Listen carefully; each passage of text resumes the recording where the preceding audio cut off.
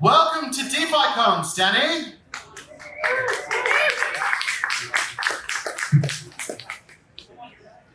Can you hear us? Yes, for sure. Thanks for having me here. It's amazing to participate in it so virtually. Actually, in the forest at the moment, if you all see. Yeah, well, I should say welcome back because we were very lucky to have you last year as well. And so DeFiCon second time in a row. But we have quite a few new people here today. So I'm going to briefly introduce myself, and if Stani, for those that are not yet familiar with your great exploits, if you would introduce yourself as well. My name is Edward Fricker. I am an attorney in the crypto space and representing DeFi founders and investors and privacy activists as well. And Stani. Yeah, so my name is Stani Kulechov. I'm the founder of the Aave protocol. So the team behind Aave has built a protocol in decentralized finance where you can supply cryptographic assets into the smart contract-based protocol to earn yield, and then you can borrow assets out of the protocol against your supplied assets. We've been building smart contract-based systems for the past 6 years now, and the protocol itself is originally deployed on the Ethereum network and now cross-chain in other networks such as Polygon, Avalanche, and also layer 2 such as Arbitrum and Optimism. The interesting part is that the team itself doesn't govern the protocol, but it's governed by the community. So the community members come together to decide how the protocol is essentially developed further in the future or how the treasury is managed. And definitely excited to be here. Yeah, the Aave community has recently voted to launch Aave v3. So there's a lot to talk about here. We have, some, notable features, the E mode, isolation mode. We haven't really gotten the chance to understand these properly yet. Do you want to tell us a little bit about what the Aave v3 launch means and some of the unique features that's included as an expert on this? Yeah, I mean, the Aave v3 protocol has been quite interesting update from the previous version. So the V1 protocol has been deployed in 2019 in testnet and 2020 into the mainnet, and that was when DeFi was very small. So over the period of time, we, as a team and as a community, started to actually figure out a bit further how we can improve what we currently have in the Aave ecosystem. So the two main factors in the V3 was actually to increase the capital efficiency. So create features that are actually ensuring that the liquidity that is in Aave protocol is used efficiently across the whole decentralized finance. But the second, even more important part that the team has been focusing upon is actually creating a more risk mitigated version of the protocol where we implemented interesting features such as caps in terms of like how much you can supply into different assets, isolation mode, listing assets in separate isolation from the other assets. That has been a very important feature. And back to the capital efficiency mode, that's where we also created this E mode, so high efficiency mode, where you can actually supply and use as a collateral, let's say, one stable coin and borrow another one with very high efficiency, up to 98% loan to value ratio. So those two things were very important as of the design. And with the version 3, it was launched earlier this year in testnet, and then followed by a mainnet release in March this year. So from the past months, the protocol has been working quite substantially, and it's governed by the Aave community. And we're super excited that it's being deployed in layer 2s as well. So in Arbitrum and Optimism market recently reached 2 billion TVL, which is quite substantial, essentially because more new users are actually onboarding directly to the layer 2 ecosystem. And the Ethereum market itself is still on the version 2, but at some point will be upgraded into version 3, and that is going to be done by actually not the Aave team, but the other community developers within the Aave ecosystem.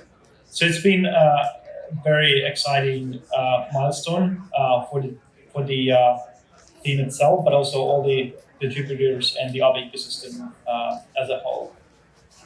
Yeah, well, you've been such an innovator over the years. When you started this project, I mean, it wasn't called Aave back then, but people didn't even have the word DeFi to use to describe it. So some might call you the father of DeFi or the father of modern DeFi. As the innovator who's had his projects forked numbers of times, you continue to have a culture of innovation with the Aave community, constantly creating new features, new code upgrades. How hard is it to continue to innovate, and how would you give advice to other communities that are trying to continue this level of innovation? Yeah, I definitely think the father of DeFi probably it's not very accurate in my opinion, because like decentralized finance and also when you build Web3 technologies, it's usually a collaborative measure. So, for example, when it was very early in the DeFi ecosystem, we had the first kind of like a decentralized liquidity protocol, ETHLend, back in those days, and there was one decentralized exchange as well, so it was very early. But as soon as we saw more and more different kinds of liquidity protocols come together in terms of trading assets or in terms of supplying liquidity and borrowing against a collateral, and also different primitives built on top and stablecoin projects, we actually saw like a ecosystem being built.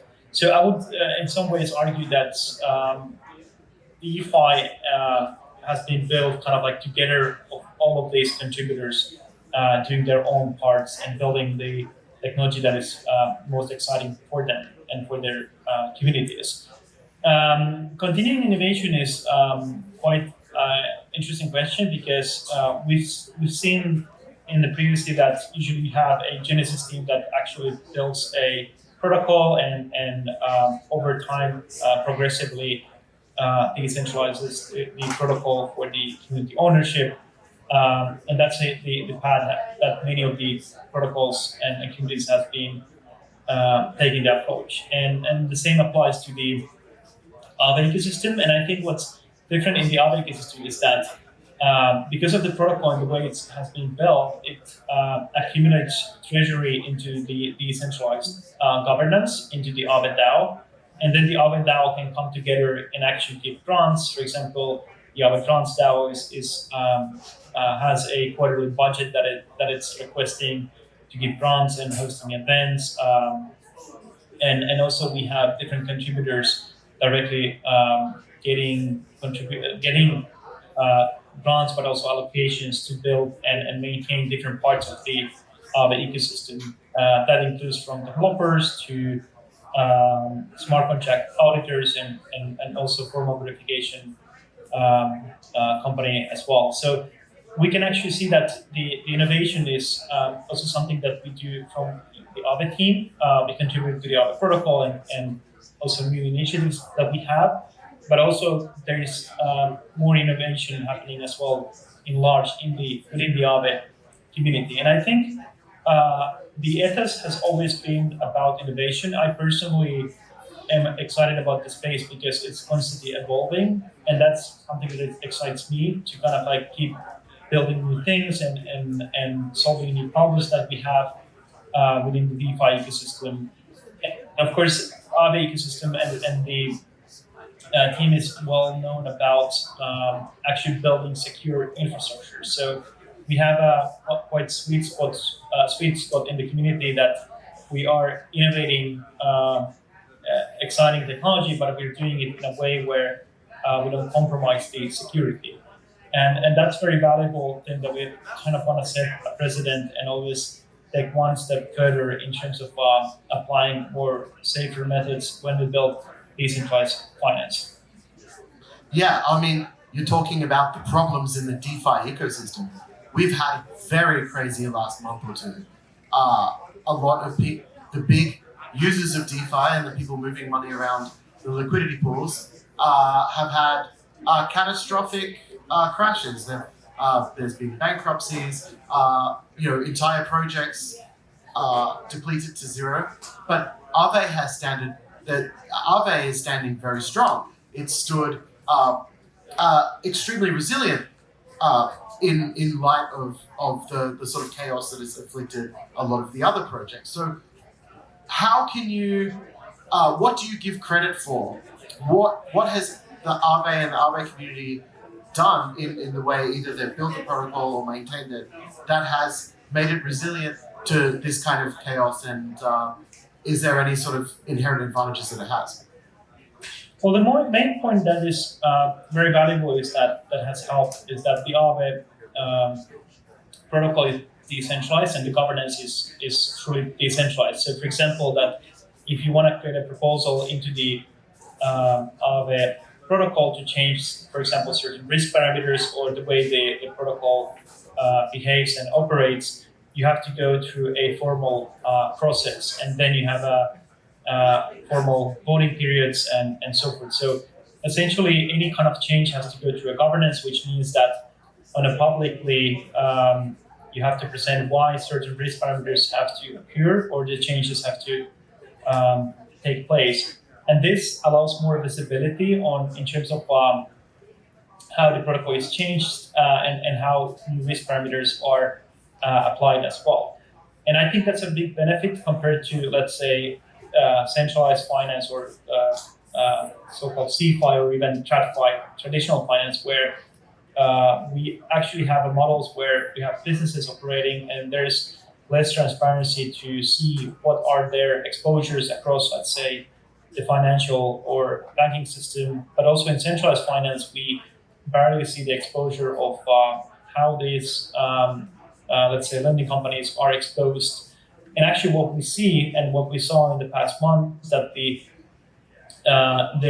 actual activity that is visible for us was their activity in decentralized finance. So the way the Aave protocol is built and decentralized finance in general is that because of the nature of the public blockchain, all these transactions are auditable by any single moment, which creates this visual mapping of the exposure, not just in one particular protocol, but the whole DeFi ecosystem, which can be quantified, and you can proactively take different kinds of steps in mitigating risks.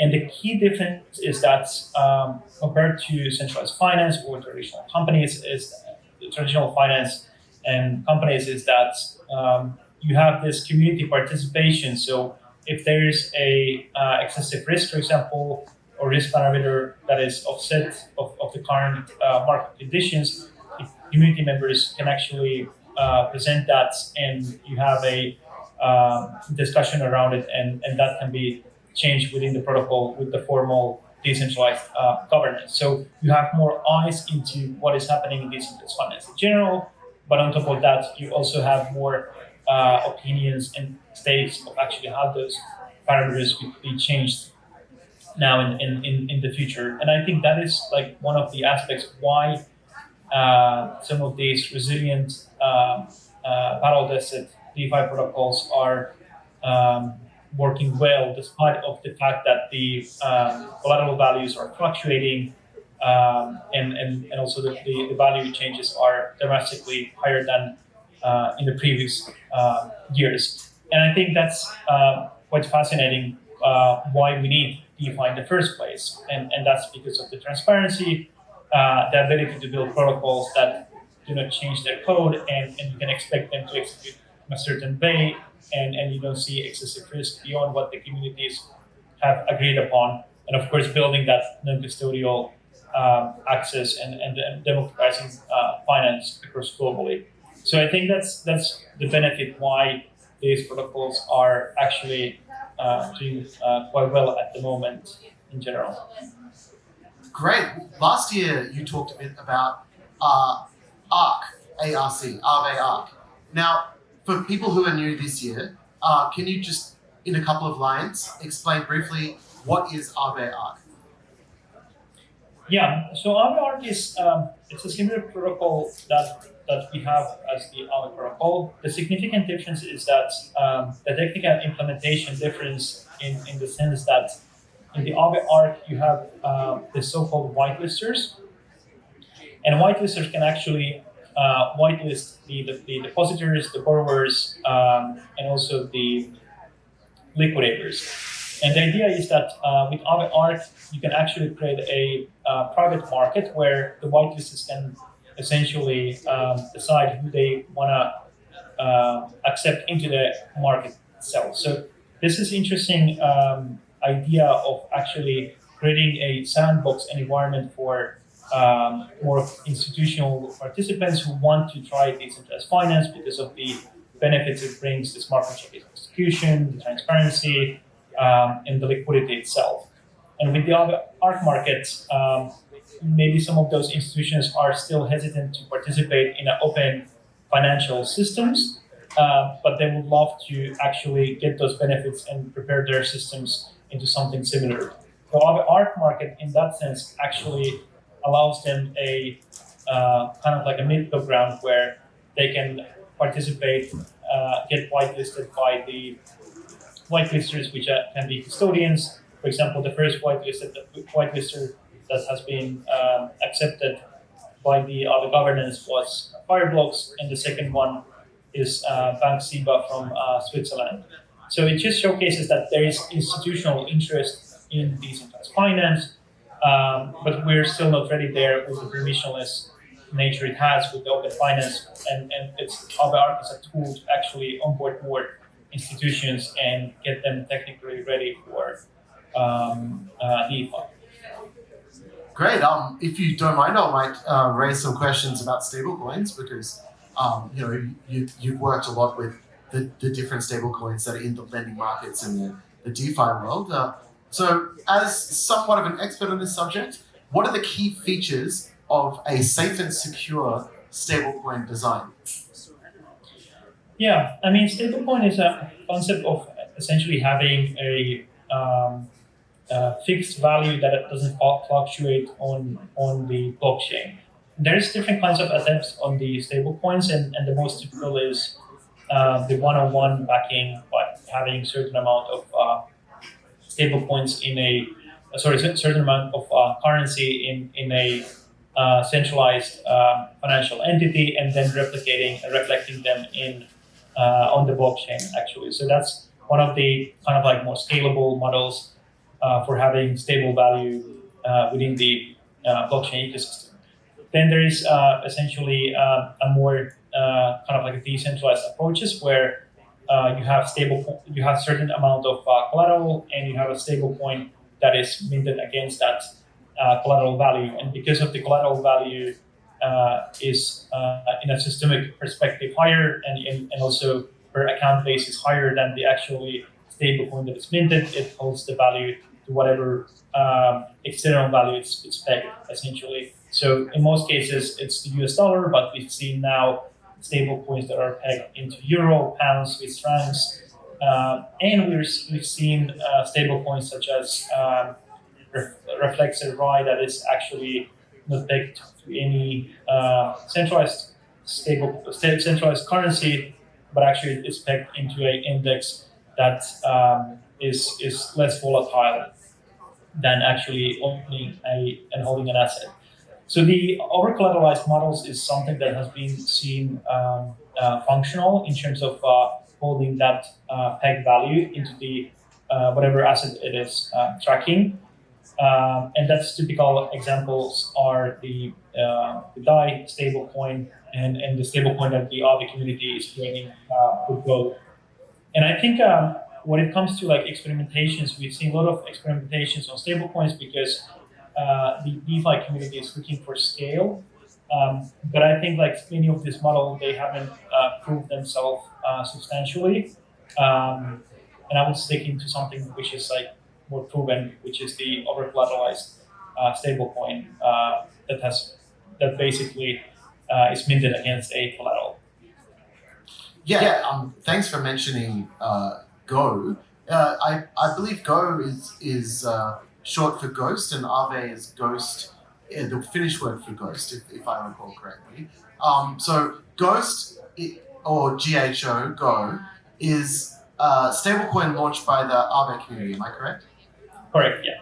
And can you tell us a little bit more about this new stablecoin? I believe it was only launched a few weeks ago, so it's very fresh.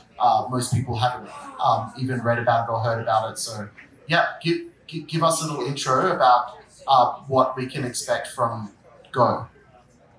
Yeah, Go is essentially it was a proposal of creating a stablecoin within the Aave ecosystem. And normally, when we have over collateralized stablecoins, when you supply different kinds of assets to mint the stablecoin against those collateral assets, usually pay a stability fee. But those assets that you have as a collateral, you're able to actually yield on those assets. So they're sitting in a smart contract, basically doing pretty much nothing. In terms of Go, tries to leverage the other markets. So in other markets, you can supply, for example, Ethereum and earn interest on that Ethereum. So the idea is that then you can actually mint Go against ETH. So what we want to do is that we want to innovate further what we have seen in the over-collateralized decentralized stablecoin area by ensuring that the collateral is also yielding while you're borrowing and minting Go. And of course, you can, because it's an Aave market, and you can use multiple collaterals. You can supply multiple collaterals and then mint Go, which is benefit. So you don't need to create a separate segregated vault for each of these collaterals. So the Go proposal is something that has passed in the Aave ecosystem. So most likely we see the actual implementation and the technical details quite soon in the upcoming weeks as well.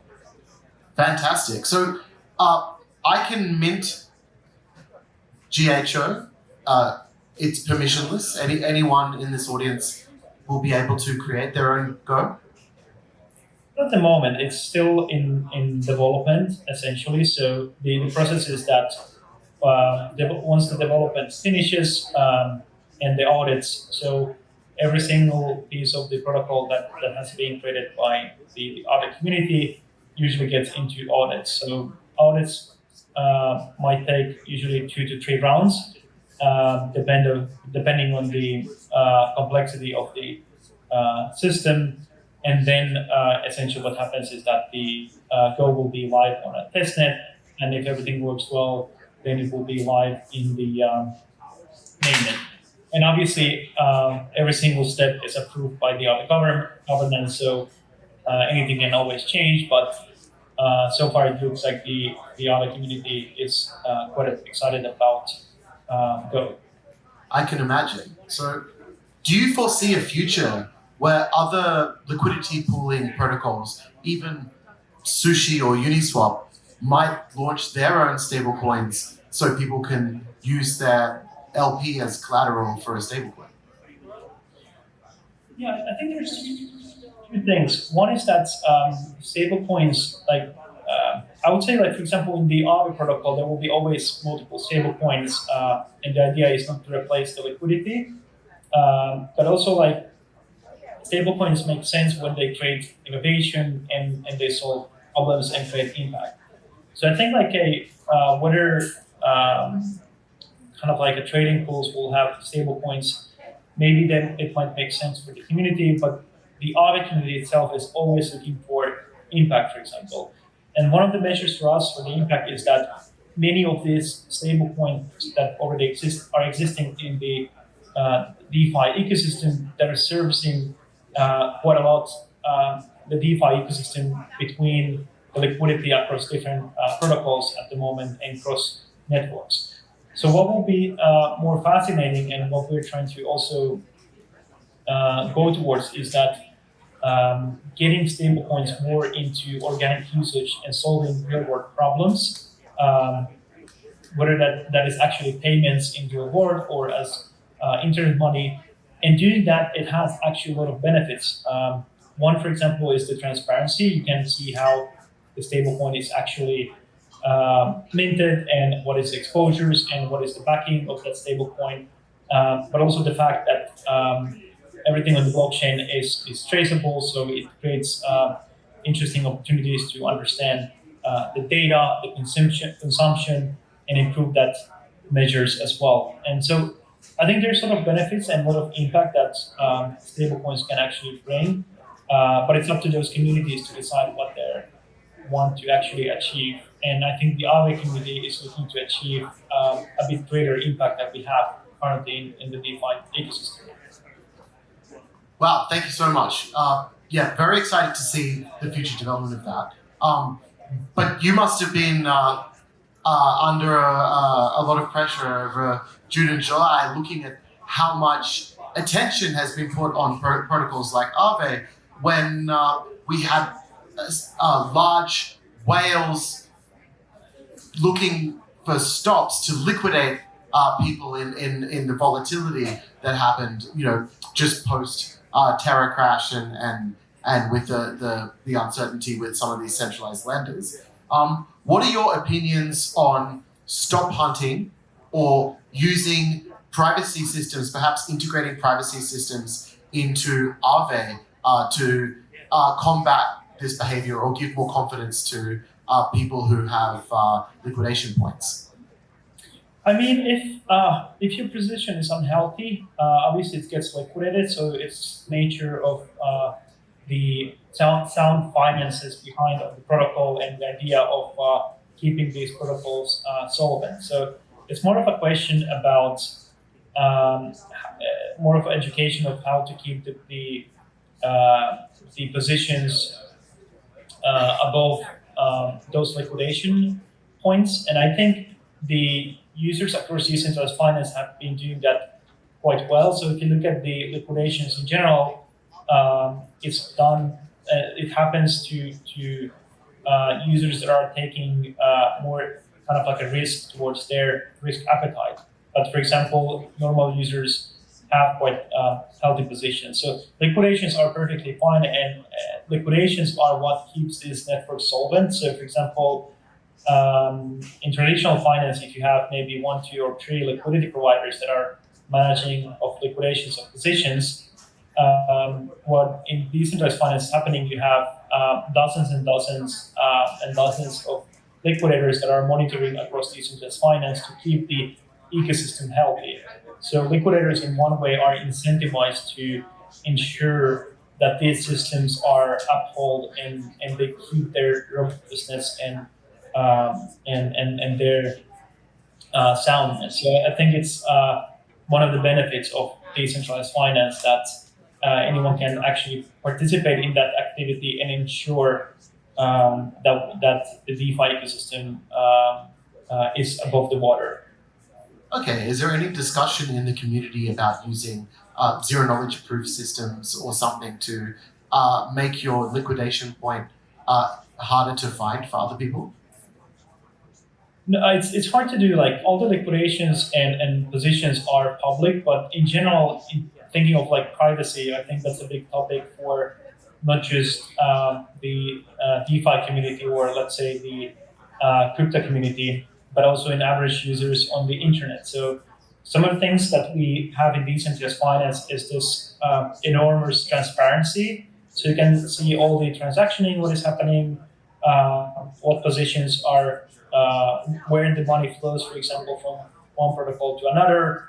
But then the kind of like a challenging part comes when you want to retain privacy. So that's where we have the biggest challenges at the moment because everything is transparent and public, and how we actually can ensure that users can retain privacy on their assets and activity. And I think zero knowledge proofs is one of the way to go. The tech is very still new at this point in terms of implementations, but it's very promising in terms of bringing privacy into the DeFi ecosystem. But still, we have to have a certain limitations because you want to have your personal activity maybe private, but you want to have public markets. And this helps actually when we have transparent and public markets, it creates more fair finance at the same time. So it's kind of like a balance where we have to have. Great, yeah, thanks for that. I'd like to talk a little bit about governance now. So what is governance like in the world of Aave V3? Is there need for extra checks and balances, for example, with isolation layer? So in terms of the governance, it works whether it's like the Aave version 1, 2, 3. So all these protocols are running autonomously on the blockchain, actually cross blockchain in multiple networks. They're governed in the same way, essentially, that the community decides how to, let's say, change certain features or add certain features in the future, or how to change different risk parameters. There is one, for example, risk service provider called Gauntlet. So they're actually New York based, and they have been doing very interesting work regarding tweaking risk parameters across the Aave protocol and across DeFi in general. So they use the data that they get on chain, and based on that data, different liquidity across different liquidity pools like Uniswap. They actually can measure, for example, what are sound risk parameters to apply. And then the governance actually builds on those risk parameters. And because it's an open ecosystem, anyone can come and actually comment and create a discussion. And everything is based on consensus models. So whenever there's a proposal, it's usually worked until it actually satisfies the wider community before it goes to governance voting, which is beautiful because it means that the Aave team can't go and change anything in the protocol arbitrarily or the governance procedures, but it's built into the smart contracts and it works exactly how it's coded as well. Fantastic. Well, I'm going to ask one last question before we open up to one or two questions from the audience. What advice would you give to a founder who's just starting out and has got some code in a project and wants to sort of get it successful, a DeFi project? Yeah, that's an interesting question because building decentralized finance today is quite big lift. So when I started to build DeFi, it was a lot of experimentations, and this is the beauty of Web3, that anyone can come regardless of the background or location. You can actually come and contribute to the ecosystem and build more democratic, fair, efficient finance and even beyond finance. And I think the kind of like a challenge is that over time, decentralized finance has become actually very found its, let's say, kind of like a protocol market fit in general. Which means that there is some substantial amount of liquidity and their stakes are high. So when you experiment, you have to be basically mindful what you're building at the moment. So when you're building something innovative, you should spend a lot of time in testing and actually gathering a lot of opinions and getting a lot of other people involved in what you're building, so you can kind of like build more sound systems. So I think that will be my advice of going public building as early as possible and focusing quite a lot of time on testing the system and taking time. I think there's no need for speed, in my opinion. Great, yeah. So I'll just grab the mic and open up the floor for questions. Anyone got a question for Stani? So I have a question about your other project that has to do with Lens protocol. So how do you integrate DeFi with decentralized social? Okay, so regarding Lens protocol, another protocol that you've helped a lot with, how are you integrating DeFi with social media? Yeah, I mean, the cool part about on-chain protocols is that they all live in the same environment. So let's say the other protocol, or let's say the Lens protocol, or any other smart contract-based system living, let's say, on Ethereum or Polygon, uh, let's say within the same network, they can interact with each other. So the idea of the Lens protocol, just to give some brief, is that you can create a on-chain profile, and then you can follow other profiles. And then you have this essentially a social graph, and you can publish content that is seen by your social graph. And all the content is actually NFTs, so you can collect them. So you have like a content as asset class.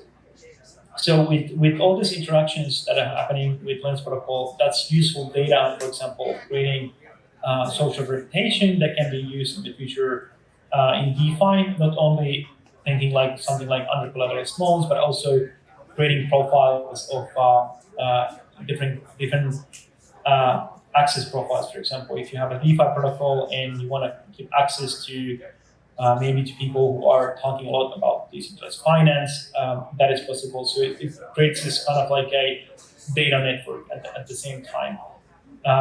It's all part of the composability, essentially. Any protocol can interact. So you can even create follow modules in this protocol where if you participated in Aave governance, or let's say Uniswap governance, or any other governance, you can actually follow a certain profile. And that can be created by the creators within the Lens profile. So eventually everything talks with each other in Web3. Great, thanks so much. Yeah, you've got the mic, yeah? Okay, do you want to switch mics? Hi. I have a question about governance. So in the proposals that I've looked at, the governance participation is relatively low. So even though they pass, there's only between 5 and 10% of the total tokens that actually cast a vote. And they're usually cast from, say, the same 100 or so wallets. So is there anything in the pipeline to encourage the participation of smaller wallets, or incentivize or change the game in a way that actually encourages more participation for decentralized governance going forward? It's an amazing question. I think one of the challenges is that the Aave protocol is deployed in multiple networks, but voting itself, the governance, is happening on the main Ethereum network. So obviously, when the gas prices are high, it means that you have to pay more on participating governance, and that's not an ideal situation, even if that voting happens, let's say, on the Polygon network. So Aave, compared to other DeFi protocols, it has this cross-chain governance bridge, so you can vote on a proposal that is, say, Polygon, make the vote actually on Ethereum, and then broadcast the result into Polygon, and essentially execute the proposal on chain. So the challenge is that at the moment, so what we're actually within that actually even a community effort that is happening at the moment, together with Starkware, where the governance voting is supposed to happen in the off-chain ecosystem by using ZK proof with the Starkware ecosystem, and that should be able to kind of like help to vote on outside of the on-chain ecosystem, and then getting the proposal on-chain with a valid proof. So that's a very interesting initiative happening at the moment. The other important thing is like a lot of voting is actually happening in an optimistic way, where the voting happens in snapshots. So you might have a bigger signaling without paying any on-chain transaction fees. by verifying that you own a balance of, say, Aave, and you're able to participate in voting, and then maybe those voters don't participate in the actual on-chain voting because of the cost. So those are the technical kind of like challenges that are has been helping. So there's sort of the voting of snapshots, and there's the starkware experimentation going on led by the community. And of course, I think it's more about education and educating the DeFi ecosystem about why it's important to participate in decentralized governance, because a lot of people don't vote necessarily because they are aligned with the general ethos about how decisions are happening within the Aave governance, but actually active participation in signaling is even more important. And I think that boils down to education than anything else. Great, yeah, certainly. We'll wrap up with one last question, if anyone.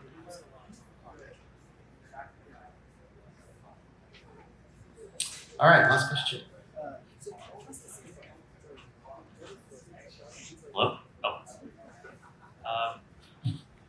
What about incentivization? So the technological limitations of gas prices are definitely an issue.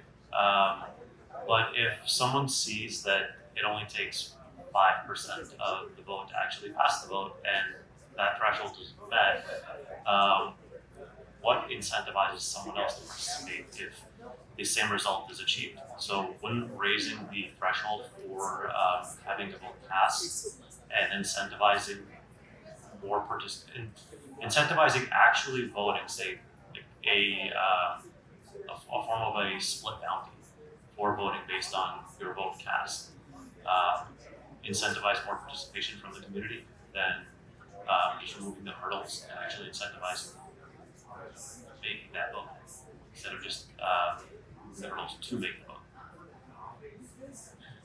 No, Oh, okay, you got that, Stani? it's a valid question. It boils down to more of a theoretical. Yeah, it boils down to like a theoretical challenge, in my opinion, because whether you should be paid to, for example, vote, and whether that results into an outcome that is valuable. Let's say that's if you're paid to vote in your governmental votes, will you is the result whatever you want to achieve, or are you just voting because you're paid? So it's a challenging question, but also something that is working in more of like traditional governmental level is that with the delegated democracy, you have people who are actually participating in the governance and are paid for doing that.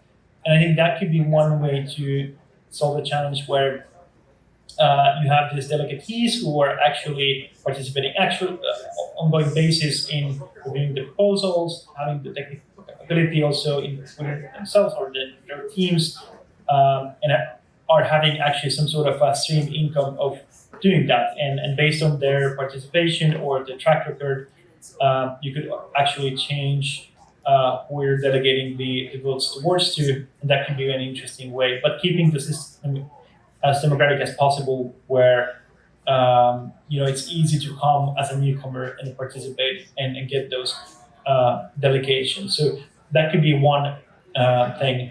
But I personally would love to see more experimentation on this area. I would love to see even experimentation even in the idea of rewarding with a bounty for everyone who participates. Even a small thing as giving a clap is a big thing over a period of time for those who participate in governance. And we should use more that governance on-chain activity to prove different things in Web3 ecosystem. So I would personally love to see more experimentations and see what kind of results they produce. Great. Well, thank you so much for joining us. Second DeFiCon, we really hope to have you back for the third DeFiCon next year. And on behalf of everyone here in Brooklyn, New York City, thank you very much, Stani. Thank you.